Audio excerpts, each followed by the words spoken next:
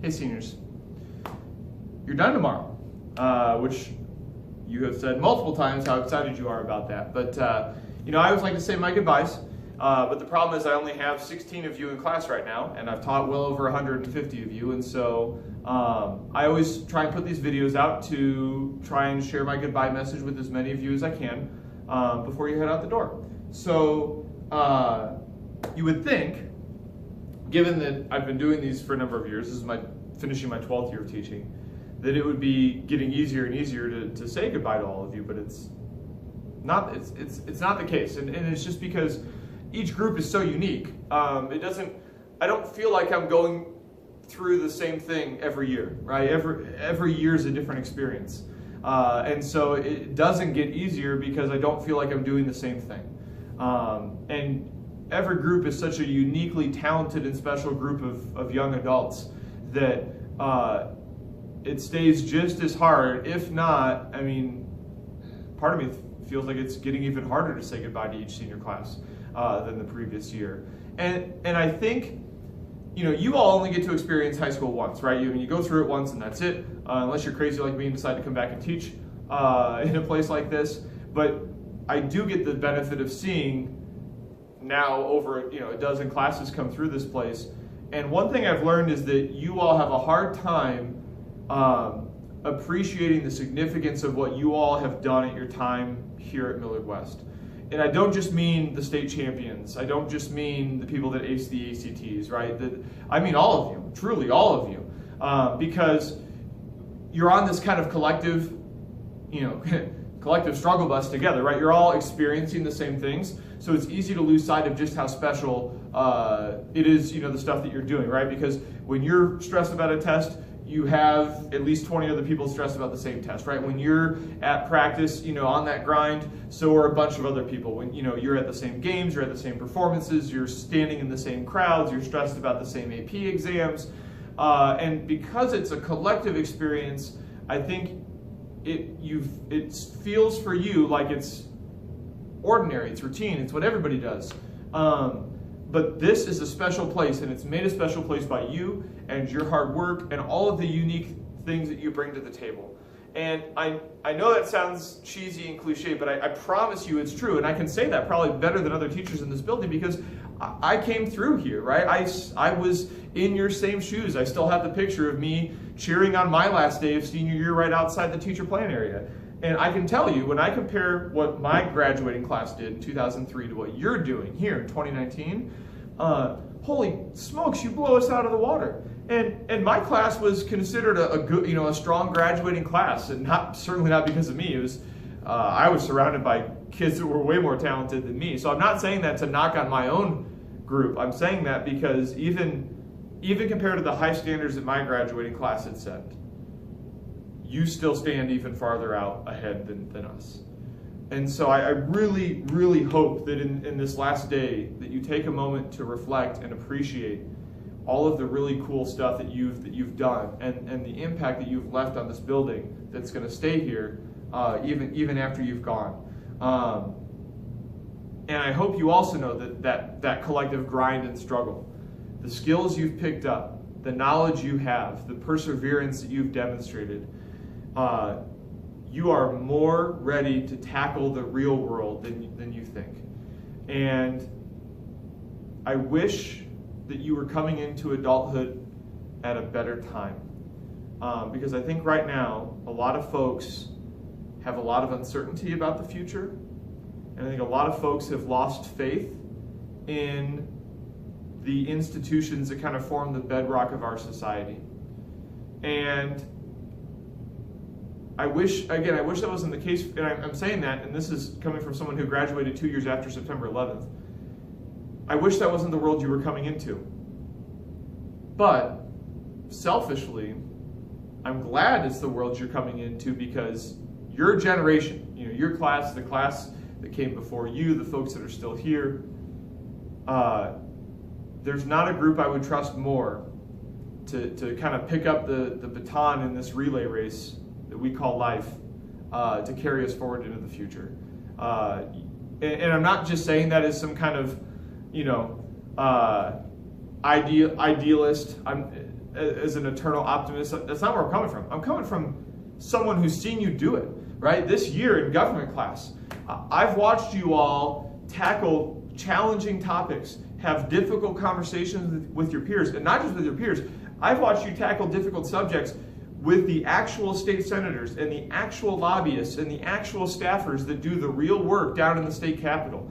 And you all are right up at their level.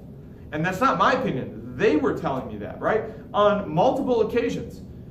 Ideas that the seniors put forward in government when we did our mock unicameral, on multiple occasions, at least one person that came up here to participate in that said they were going to take part of that idea with them back down to Lincoln, right? So you're already there.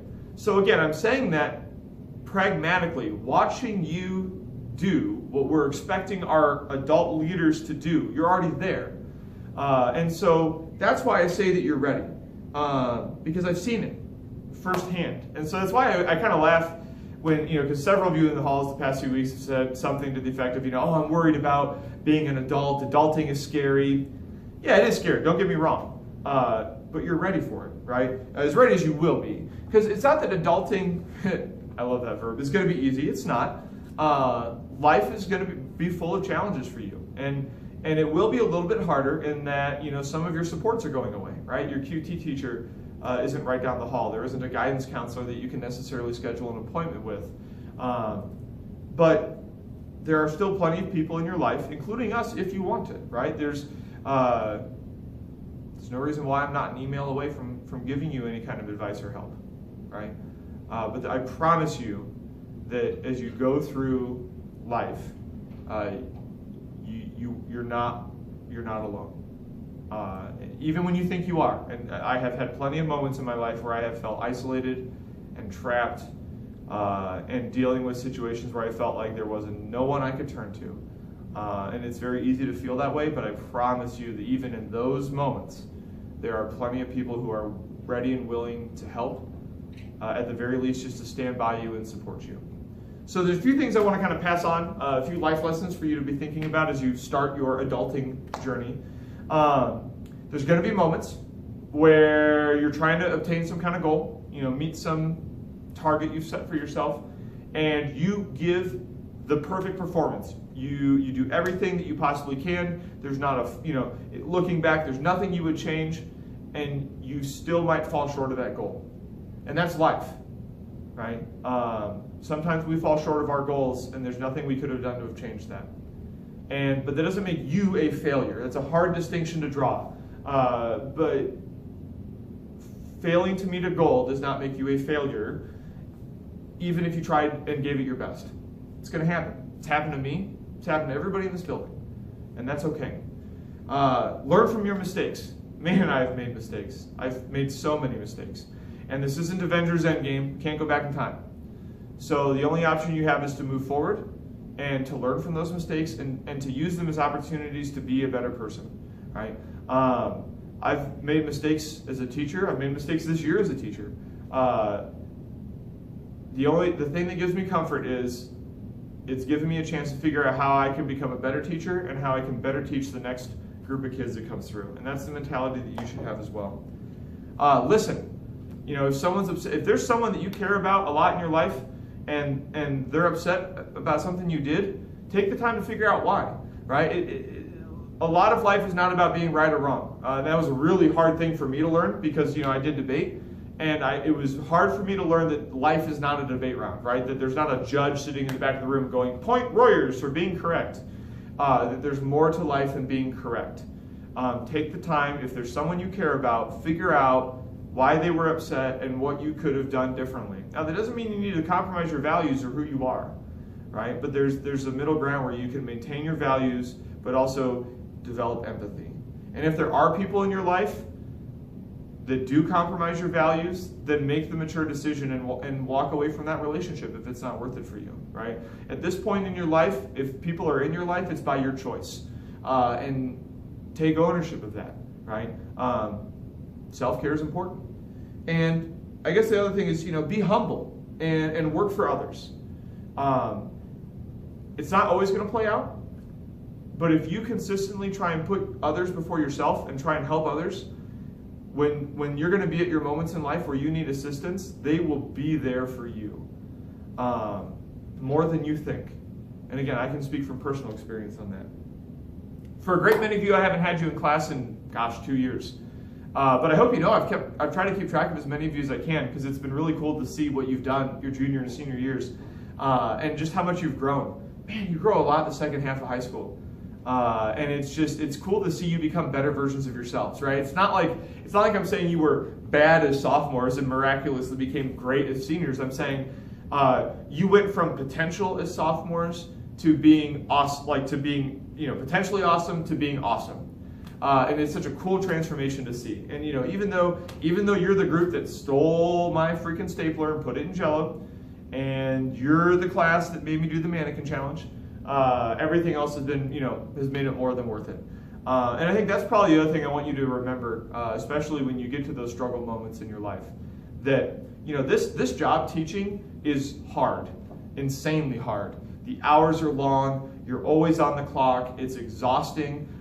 It requires constant updating. You can't stay the same. You always have to push yourself. And I'm not complaining, by the way. I'm saying this to set up a genuine compliment I have for all of you.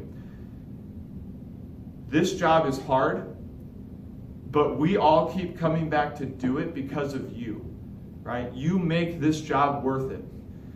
We put up with quite a bit, and gladly put up with quite a bit, because having the opportunity to have that presence in the lives of people as awesome as you is an experience that arguably no other job can give, and I wouldn't trade it for anything, right? If I had to, be stuck on a Groundhog Day loop from now until the end of time, where these past 12 years of teaching, I just keep going through it again and again, I wouldn't change it for anything. And it's because of how awesome you all are. And so I think it's important that you know that. So, I hope tomorrow and I hope Saturday, because obviously I'll be at graduation on Saturday. I hope that's not the last time that we get a chance to talk and chat and everything. I try and keep in touch with as many former students as I can. But please reach out, email me, send me a message on Facebook, drop by and visit in the classroom, do whatever. Because this honestly is the best part of the job, is what you do afterwards. Finding out what you do afterwards. If I have the rare honor of being a part of something that you do after your time in high school, it's even better. Jerry Dawson, please call 0012 on the TAN phone. Thanks, Dr. Keeman. Guess he's got to do his job. But anyway, that really is the best part of this job. It truly is. So from the bottom of my heart, thank you for all of your hard work and time that you put in here at Millard West. We are so incredibly proud of you, and I'm super confident that no matter what it is you do in your time after Millard West, you're going to make us proud. So I look forward to seeing you all on Saturday. Take a moment, embrace it. It's a once-in-a-lifetime experience for you. And I'm just incredibly proud of you. And it's been a privilege being able to say that I taught you. So one more day, seniors, and then you're alumni. Congratulations.